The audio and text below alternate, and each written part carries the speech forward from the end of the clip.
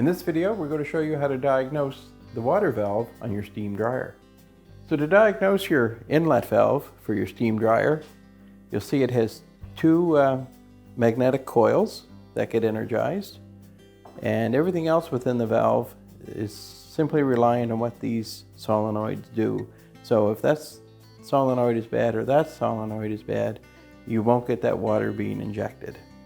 So with this valve and the screen, if it does get sediment built into it, try to clean it without removing the screen from the valve itself. When you do remove the screen, there is the risk of a little bit of the sediment getting down inside the valve.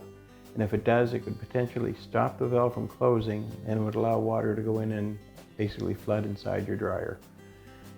The other thing with these valves is that they are two electric solenoids, and they may be giving you some issue. One may fail or the other. So if that is the case, you just want to be able to test them. So you're going to want to have a multimeter and put it on a resistance setting, ideally one that gives you an audible signal, so that when you put your two leads together, it'll give you that beeping sound. That gives you the confirmation that you have continuity. So you'll just put your probes on the solenoid, and that shows that there's a completed circuit inside that solenoid.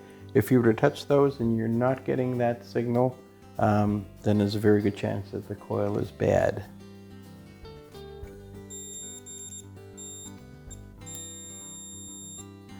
Now in some manufacturers, they may make that coil available separately and you can change that independently from the whole valve, but in most cases, if those coils are bad, you're going to have to replace the entire valve.